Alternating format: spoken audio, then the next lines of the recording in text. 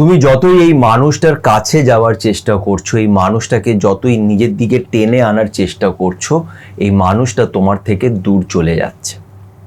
বিষয়টা হচ্ছে কি জানো তো, একটা সাইকোলজিক্যাল ব্যাপার আছে, ডিট্যাচ টু অ্যাট্রাক্ট।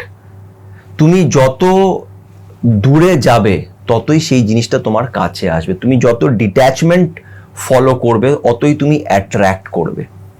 এই বিষয়টা কি বা কি করে তুমি সেই মানুষটাকে আবার নিজের জীবনে ফিরে পেতে পারো, এই সাইকোলজিক্যাল থিওরিটা ইউজ করে, ডিট্যাচ টু অ্যাট্রাক্ট, এই বিষয় নিয়ে একটা ডিটেল ভিডিও আমি অলরেডি এর আগে বানিয়েছিলাম। সেই ভিডিওটাকেই আজকে শর্টে একদম ডিটেলে দেখার জন্য, একদম পয়েন্ট টু পয়েন্ট দেখার জন্য সাথে সুমন্ত শর্ট ক্লিপে এই ভিডিওটাকে দেখো, এবং ভিডিওটি ভালো লাগলে ওটাকে লাইক করো, আর এই চ্যানেল সাথে সুমন্তকে অবশ্যই সাবস্ক্রাইব করো। তো দেখতে থাকো এই ডিটেল ভিডিওটা ইন আ শর্ট ক্লিপ। তুমি অনেক চেষ্টা করছো কিন্তু তাও এই মানুষটাকে নিজের জীবনে ফিরিয়ে আনতে পারছো না। তুমি এই মানুষটার কাছ থেকে সেই ভালোবাসাটা পাচ্ছ না যেটা তুমি ডিজার্ভ করো। সবকিছু করে দেখে নিয়েছো কিন্তু তাও তোমার লাভ লাইফে, তোমার রিলেশনশিপে অশান্তি চলছে।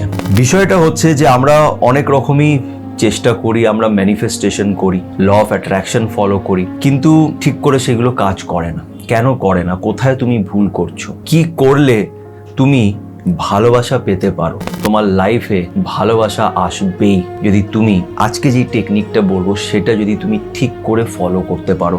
এই টেকনিকটা শুধু ভালোবাসা কেন, তোমার লাইফে ক্যারিয়ার, সাকসেস সব কিছুকেই অ্যাট্রাক্ট করতে পারবে যদি তুমি বেসিকটাকে খুব ভালো করে বুঝে সেটাকে যদি নিজের লাইফে অ্যাপ্লাই করতে পারো। ডিট্যাচড টু অ্যাট্রাক্ট, যত তুমি ডিট্যাচমেন্ট ফলো করবে ততই তুমি অ্যাট্রাক্ট করবে। এটাই হচ্ছে সব থেকে ইম্পর্টেন্ট টেকনিক, যেটা আমরা নিজের লাইফে অ্যাপ্লাই করতে পারি না। আমরা যেই জিনিসটার পেছনে বেশি করে পালাই, যেটাকে আঁকড়ে ধরে রাখার চেষ্টা করি, সেই জিনিসটাই আমাদের কাছ থেকে চলে যায়। আমরা কাউকে যখন ভালোবাসি তাকে পাগলের মতন ভালোবাসতে লাগি, তাকে নিজের কাছে ধরে রাখতে পারি, তার স্বাধীনতাকে আমরা হত্যা করে দিই। কিন্তু আমরা এটা বুঝতে পারি না যে যেটা আমার সেটা আমার থাকবে, যেটা আমার পাওয়া আছে, যেটা আমার পাওনা সেটা আমি পাবই।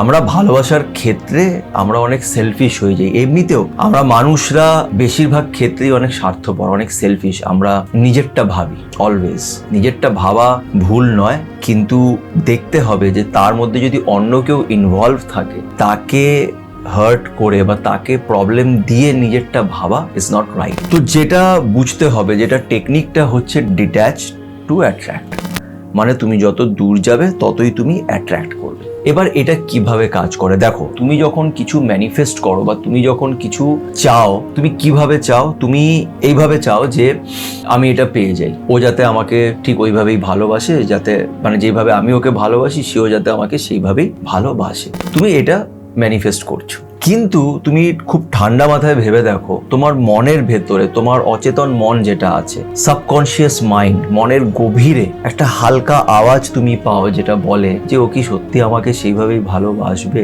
এটা কি হবে? ওকে কি আমি আবার ফিরিয়ে পাবো? তোমার সাবকনশিয়াস মাইন্ড যেটা অনুভূতি করে সেটাই কিন্তু রিয়ালিটিতে চেঞ্জ হয়। তোমার ভেতরে, আমাদের সবার একটা সাবকনশিয়াস মাইন্ড আছে, অচেতন মন আছে, যেটার মধ্যে অনেক কিছু ভাবনা চিন্তা চলে, আর সেটা বেশিরভাগ ক্ষেত্রেই নেগেটিভ ভাবে। মুখে মুখে আমি বলছি যে না না হবে হবে, সব ভালো হবে, সব ভালো করে নিতে পারবো, আমি নিশ্চয়ই সাকসেসফুল হব, কিন্তু ভেতরে ভেতরে তোমার মনটা বলছে যে কি করে হবো আর বুঝতে পারছি না, এটা তো ইম্পসিবল মনে হচ্ছে। এই সাবকনশিয়াস মাইন্ডটা যেটা বলবে সেটাই হবে। মনে রেখো, ইউনিভার্স তোমার কথা, তোমার শব্দগুলো বোঝে না।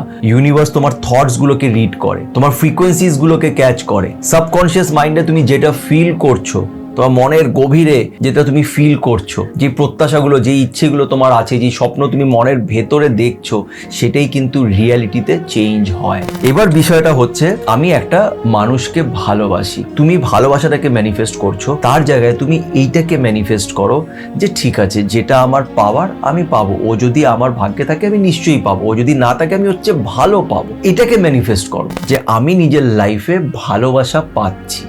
ভালোবাসাটাকে অ্যাট্রাক্ট করো, বিকজ ব্যাপারটা হচ্ছে at the end of the day তুমি কি চাও? তুমি ভালোবাসা চাইছো। তুমি যদি ভেবে দেখো, তুমি কিন্তু এই মানুষটাকে এক্স্যাক্টলি চাইছো না, ওর সাথে কাটানো সময়, ও যে ভালোবাসাটা তোমাকে দিয়েছিল, তুমি কিন্তু সেটাকে চাইছো। তোমার ব্রেইন ওই ভালোবাসাটাকে চাইছে। মানুষটা তোমাকে যেই ভালো সময়টা দিয়েছে, যেই ভালো মেমোরিজগুলো দিয়েছে, তুমি কিন্তু সেটার প্রতি অ্যাডিক্টেড, তোমার সেই জিনিসটাকে চাই।